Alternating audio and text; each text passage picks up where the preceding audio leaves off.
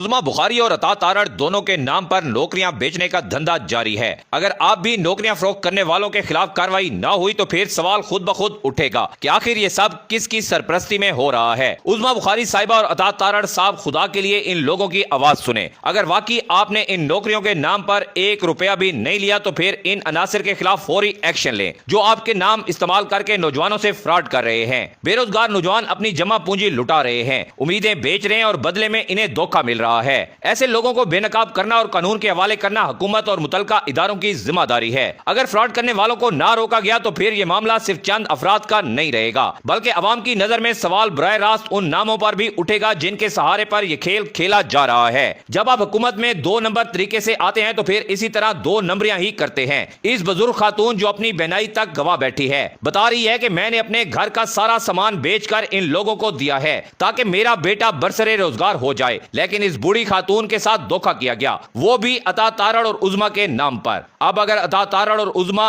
اس میں ملوث نہیں ہیں تو ان کو میڈیا پر آ کر بتانا چاہیے کہ ہم اس میں ملوث نہیں ہیں، ورنہ سوالات اٹھیں گے اور اس کی زد میں یہ دونوں آئیں گے۔ اور ان سے امید بھی یہی کی جاتی ہے کیونکہ یہ پہلے ہی ڈاکہ مار کے حکومت میں آئے ہوئے ہیں۔ پورا پاکستان جانتا ہے کہ چاہے عطا تارڑ ہو یا عظما بخاری، ان کو کسی نے ووٹ تو دیا نہیں، یہ سب فارم 47 کے ناجائز بچے ہیں، اس لیے یہ ہر وہ 2 نمبر کام کر سکتے ہیں جس میں مال بنایا جا سکے، کیونکہ ان کا مقصد ہی مال بنانا ہے۔ نون لیگ کا کوئی بھی عہدیدار ہو وہ اقتدار میں آتا ہی اس لیے ہے کہ مال بنایا جائے اور بیرون ملک شفٹ کیا جائے۔ اب یہ بوڑھی ماں بتا رہی ہے کہ عظما بخاری کے لیے اے سی لینا ہے، یہ کہہ کر اس سے پیسے لیے گئے، عطا تارڑ کے لیے گفٹ لینا ہے، اس کے بھی پیسے لیے گئے۔ اب کوئی شخص اتنا دیدہ دلیری کے ساتھ وفاقی وزیروں کے نام ایسے تو نہیں لے رہا، دال میں کچھ نہ کچھ تو کالا ہے، ورنہ ایسے کون کسی کے نام پر پیسے لیتا ہے؟ جس طرح اس بوڑھی اماں سے ایک شخص نے عطا تارڑ اور عظما کے نام پر پیسے بٹورے ہیں کہ وہ اس بوڑھی اماں کے بیٹے کو نوکری پر لگوا دیں گے۔ پاکستان اس وقت 2 نمبر فارم 47 کے لوگوں کے ہتھے چڑھا ہوا ہے اور بے دردی کے ساتھ پاکستان کی عوام کو لوٹا جا رہا ہے۔